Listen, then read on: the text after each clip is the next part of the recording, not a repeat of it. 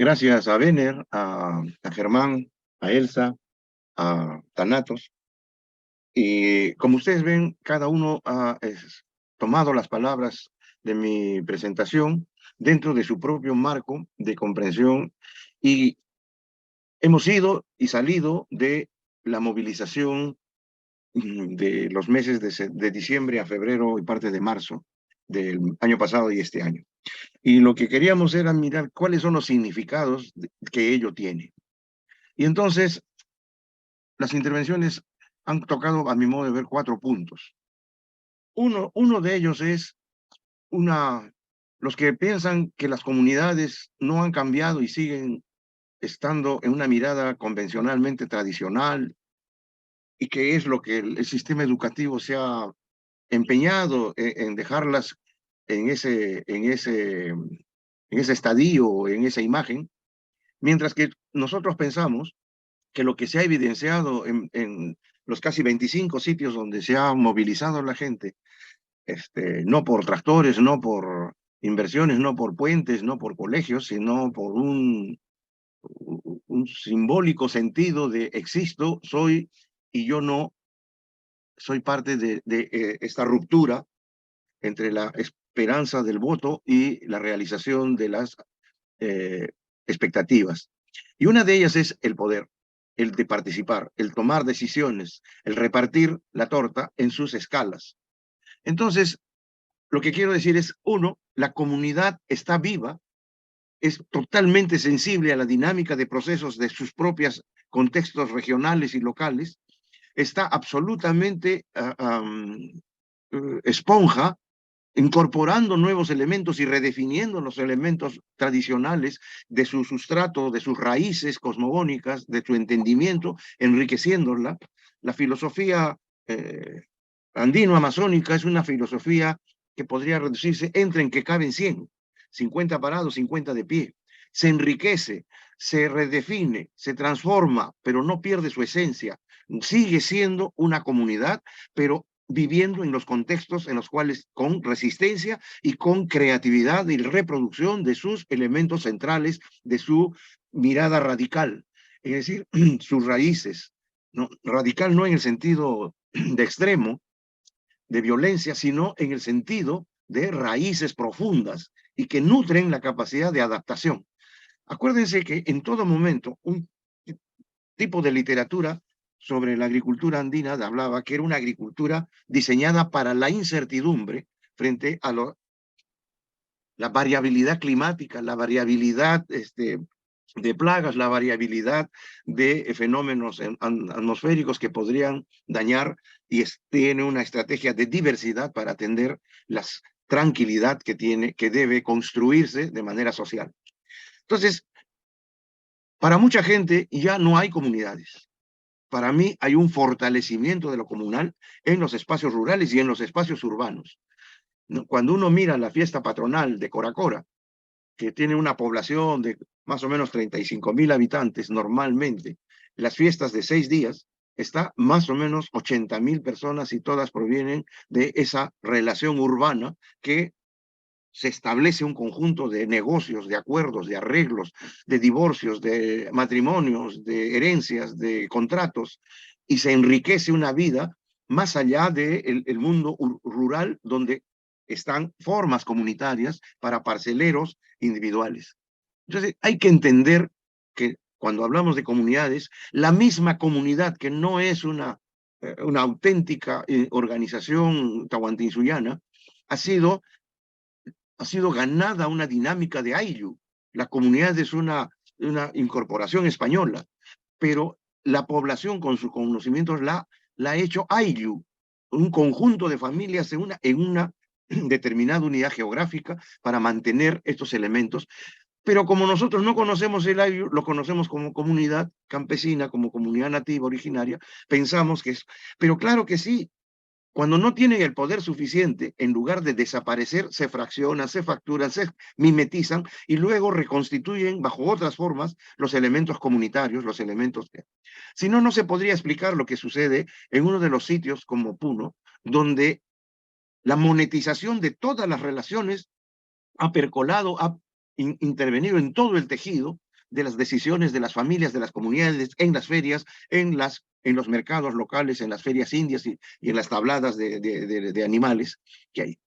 Todo se ha monetizado, pero eso no significa que han perdido sus raíces, que ahora en sus condiciones actuales del ejercicio de sus prácticas comunales,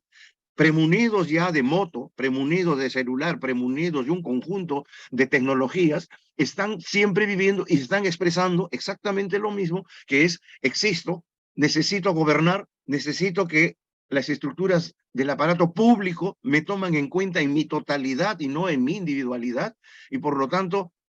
esa expresión que dice Jorge sobre el reconocimiento a las autoridades, teniendo la ley de comunidades que te pone una junta directiva exactamente igual que la junta directiva de un club deportivo, ¿no? Pero que no sirve para representar, pero no para gobernar una unidad territorial complejísima en su actividad agraria y no agraria, que es la unidad de la montaña a la cual ellos acceden en sus distintos pisos ecológicos. Esa capacidad ha reventado y se ha expresado porque no ha encontrado en el gobierno público de la esperanza del voto una conexión para poder hacer un matching, un machembrado, una empatía, una conexión que permita decir, este es mi gobierno. Entonces, ha tenido que expresarse de un modo de lo cual estamos hablando. Y entonces, para muchos, el segundo punto es que para muchos decir, antes de ser alcalde soy comunero, es una negación a la modernidad. Que lo moderno es ser alcalde como autoridad y lo tradicional es ser comunero con su autoridad tradicional. Pero lo que se está diciendo es que a la municipalidad en su condición de comunero, de comunidad, la han andinizado para que sea una herramienta del desarrollo de esas unidades territoriales subdistritales a las cuales el alcalde tiene que, si es occidental, tiene que mandar reproduciendo la verticalidad,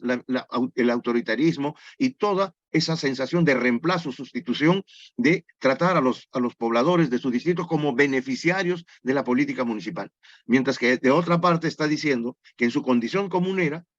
sus prácticas comunitarias serán también traducidas a la norma y al comportamiento del rol y funciones que la comunidad, que la municipalidad debe hacer y que debe ser fortalecer a las unidades comunales que están en su jurisdicción en la montaña. Ese es el otro mensaje que dentro de lo que estaba escuchando empatamos en lo que podemos. La tercera es que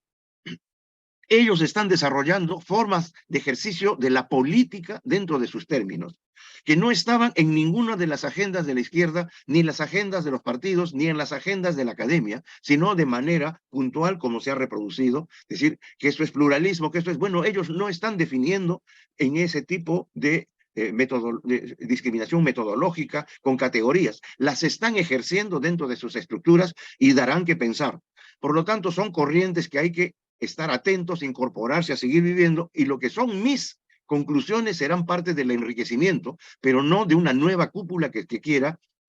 asumir una tarea de liderazgo para movimientos que están buscando su propia representación, su propia expresión, su propio lenguaje, sus propias estructuras, sus propias manifestaciones y sus propias alternativas de consolidación, no solamente de una comunidad, sino de una identidad mayor de sus nacionalidades para territorios más amplios. Ese es el mensaje, y por eso la democratización y la descentralización para un país mega diverso ha sido primerísimo, entendido por ellos, que por 40 años que estamos hablando de la regionalización y los últimos 30 con la nueva constitución. Entonces, ese elemento de ser parte de un movimiento que es enriquecedor porque enrostra otras prácticas, elimina los mesianismos, elimina los caudillismos, construye una multiplicidad de dirigentes y de líderes, enriqueciéndose por esa diversidad. A eso me refería yo, que es un impulso a la generación de múltiples liderazgos, porque están ejerciendo la diversidad como estrategia para atender la complejidad. Y entonces esa manera, llamémosle múltiple, pluri, llamémoslo como sea, pero ellos nos están diciendo que ese es un camino que buscará sus propios lenguajes y que los que hemos diseñado hasta ahora resultan cortos para la complejidad de las implicancias que hay. Y la última es que no estamos, cuando escucho de lo de la constituyente, es una bandera, pero no es una rigidez de que eso se cumpla, sino es una bandera de aglutinación, porque también ellos han aprendido que Bolivia tiene su constituyente de una república plurinacional y que no está pasando mucho de lo que esperaban que pase por tener esa constituyente. Y que en Ecuador también se hace, en Bolivia se ha hecho la ley de la madre tierra, los derechos de la naturaleza, hay un conjunto de la Pachamama, etcétera, pero no ha significado grandes transformaciones en la conducción de la descentralización y de el ejercicio del poder, es desde los sindicatos y las federaciones de comunidades, que son la forma como ellos tienen organizada esa mayoría de población étnicamente diferente que tiene en la parte del altiplano y también de la parte amazónica y del Chaco. Exactamente igual, Ecuador tiene una constituyente, una constitución que es un proceso constituyente y los devaneos que ahora están, no están debatiendo el poder, están ejerciendo las mismas caminos de la democracia representativa de los partidos a los cuales todavía las organizaciones comunitarias están dando un soporte en su proceso de... Perú ha dado una sorpresa, es una sorpresa en el sentido de haber avanzado de una manera distinta a hacer esto. Entonces, esos cuatro elementos, una comunidad en permanente transformación sin perder sus raíces, unas expresiones del lenguaje que están en construcción y que tenemos que estar atentos, una representación de distintas formas de haber ejercido la comunalidad en condiciones de capitalismo primario exportador para atender una diversidad, esas complejidades de ir de comunidad a mancomunidad comunal hacia la... Ahorita, estas elecciones han demostrado que hay muchos alcaldes que están en esta onda y que todavía no se empatan porque es un proceso, pero que han surgido de este tipo de aspiraciones.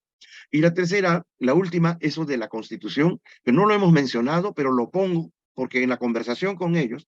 han aprendido muchísimo de que no, la Constitución por la Constitución, sin haber llenado las cuotas de poder, no significan demasiado. Actualmente, las comunidades campesinas tienen una ley que no se puede ejercer del todo porque la constituyente le impide que 3 de los artículos de la autonomía puedan ser cumplidas de manera cabal. Es decir, tenemos un conjunto de marcos normativos que ni siquiera tenemos la capacidad de ejercerlos porque está superpuesto y está con sus propias trampas. Esa es la manera como yo veo que las lecciones del control territorial están dándonos la construcción de una nueva agenda y ellos han hecho su parte, ¿no? Y entonces, por eso creo que el tema no se agota, el tema va a estar potente en las próximas semanas y meses. No hay, a lo que se dice, una tregua, no hay una aceptación. Ahí lo que se llama, me recupero para poder seguir. Porque todo lo que se ha hecho no ha sido improvisado, ha sido perfectamente organizado, con economías que permitían las distintas comisiones que llegaban a Lima y se mantenían allí. Y entonces, esto hubiera sido antes, durante los primeros meses, creo que otros escenarios hubiéramos tenido si hubiera habido una sintonía entre los resultados de las elecciones y las expectativas de estas formas de organización que nunca fueron formalizadas, incorporadas como parte de una política pública expresamente dirigida hacia esa base social que necesitaba un espaldarazo para expresarse todas las potencialidades de demostrarnos que están más modernos que los modernos urbanos y que se han adaptado muchísimo más con mejores elementos para poder darnos ahora una serie de indicadores de esas capacidades de gobernanza que están pidiendo y están aspirando a que sean reconocidas con toda la legitimidad que se merece. Gracias.